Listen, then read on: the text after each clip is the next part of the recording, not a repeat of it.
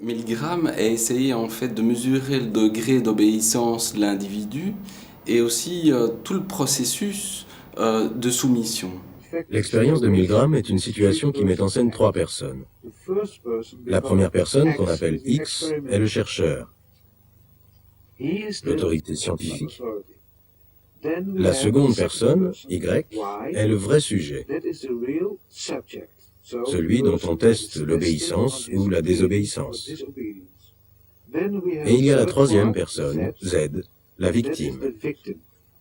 This electrode is connected to the shock generator in the next room. And this electrode paste is to provide a good contact to avoid any blister or burn. And he was going to be asked very Il devait répondre à diverses questions et à chaque fois qu'il donnait une réponse incorrecte, j'étais chargé de lui envoyer une petite décharge électrique. À mesure que la difficulté des questions augmentait, les réponses étaient de plus en plus mauvaises et j'augmentais à chaque fois l'intensité des décharges.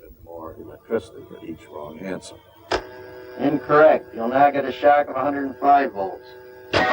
On entendait les personnes, enfin en tout cas les sujets, souffrir après quelques fois où ils répondaient de façon erronée, on les entendait souffrir.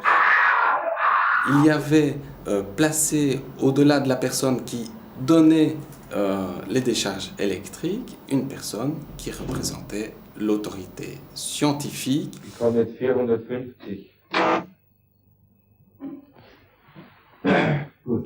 Justifier une action en se référant à une autorité.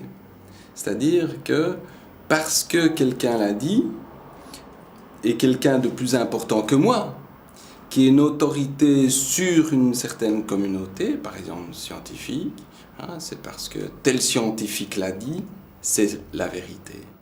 Are you all right? Please continue, teacher. I know, I keep giving them shocks. Continue. I'm up to 390. Continue. Something happened to that man there. National gold, dollar necklace, moon, paint. Something's happened to that man in there. You better check it out, sir. You won't answer me or nothing. Please continue. Go on, please. You accept all the responsibility? The responsibility is mine, correct. Please go on.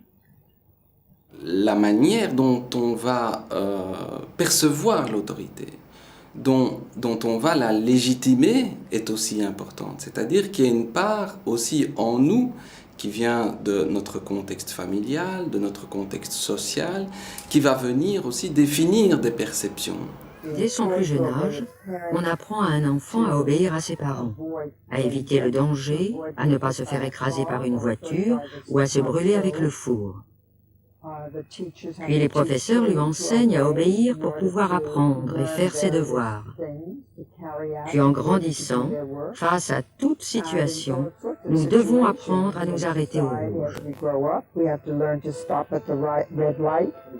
Il y a un autocollant pour voiture très populaire aux États-Unis qui dit « Remettez en question l'autorité ». Pas « désobéissez à l'autorité », mais « remettez-la en question ». C'est la leçon que Milgram voulait nous enseigner. L'esprit humain conserve quand même cette conscience de ce qu'il est en train de réaliser.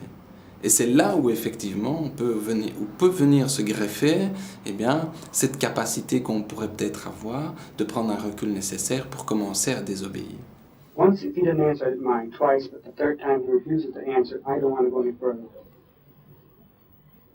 Because I think that when we're getting this stage here, and he is complaining of a heart condition, and he is complaining now, I don't want to go any further. You had no other choice, teacher.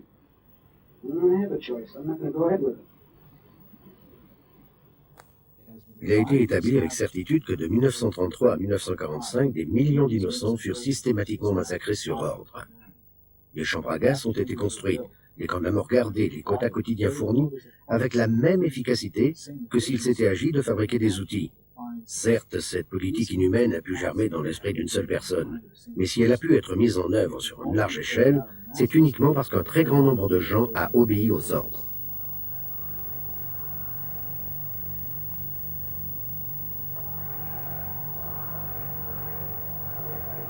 On y glisse progressivement. On n'y saute pas à pieds joints. und nicht hineinspringt. Richtig war Zahnbär. X. Süß Bonbon, süß Mädchen, süß Geschmack, süß Essigfrucht. Sie bekommt 345.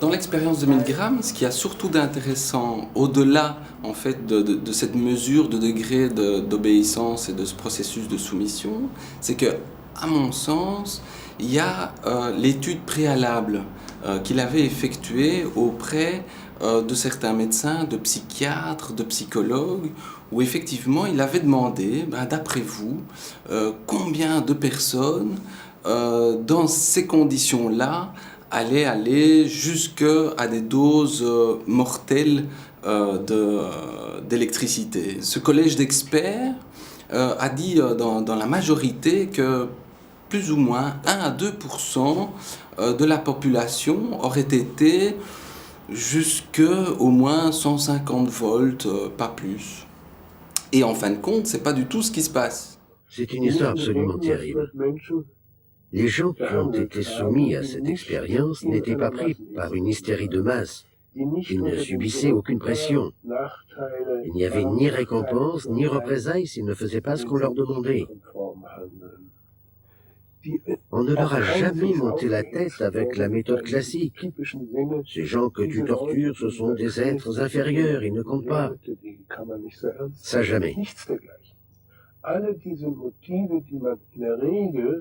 Toutes les raisons que l'on invoque pour expliquer un comportement brutal ne sont pas recevables ici.